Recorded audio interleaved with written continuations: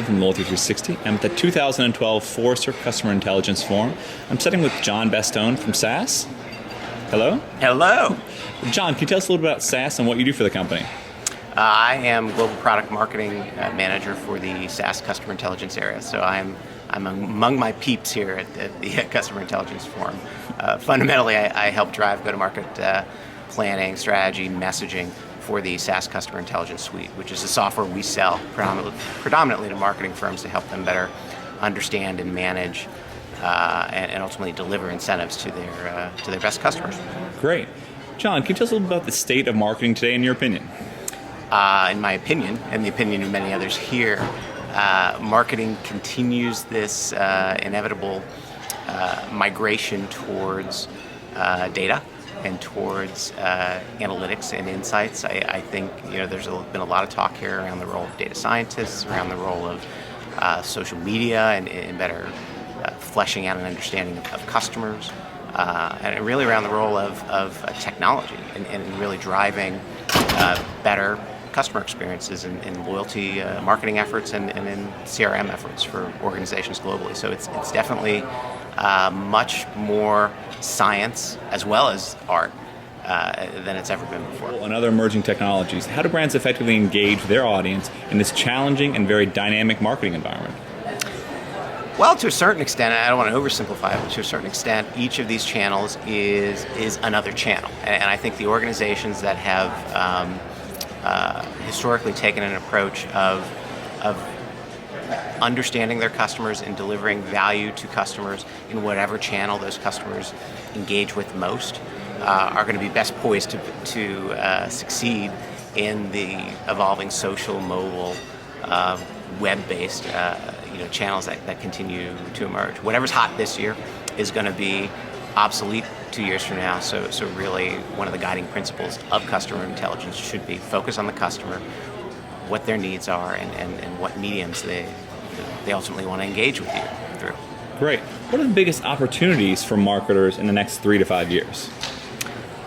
Well, number one, I think the advent of the channels that you just mentioned leaves a tremendous amount of breadcrumbs for marketers to really better understand ultimately how to capitalize on what customers' needs and wants are. I think also one of the more provocative statements at this conference came from Dave Franklin this year, and he talked about the whole notion of really the traditional mindset of a linear funnel sort of being bunk, being obsolete, and I agree with that. And I think by that I mean marketers are going to need to increasingly think about how to engage and capitalize on real-time interactions with customers.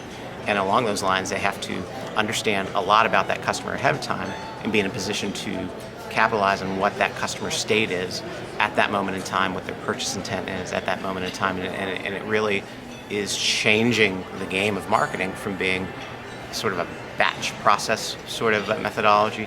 I want to understand my customers. I want to market to them in these campaigns, more to this customer's on my website now inquiring about X. What's the absolute best offer or best communication I can offer right now? It's a very different way of operating in the loyalty marketing realm.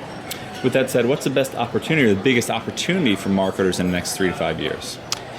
The opportunities are along the lines of the challenges. I think the opportunities really need to be having more of a data-driven approach to how you operate. I think it's no longer acceptable to operate your marketing plan or to flesh out a marketing budget or to design a marketing campaign that is not rooted in some way in analytics and in insights. So I think there are a wealth of opportunities in that area as advances in the area of big data continue to evolve, as advances in social media analytics continue to evolve, and as advances in high performance computing continue to evolve. I mean, there's no reason why companies today can't increasingly move towards more personalized real-time engagement strategies in driving their loyalty marketing efforts. So I think that's where the real opportunity lies, and that's where the challenge is as well.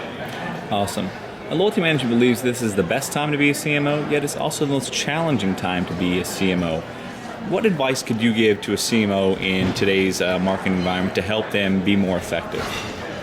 Well, I think not to bite off more than you can chew initially if you're thinking about an overhaul of your marketing technology infrastructure. I mean, I represent a software company that talks to CMOs as it relates to that topic. So I think there's often this desire to try everything at once, and that's not the case.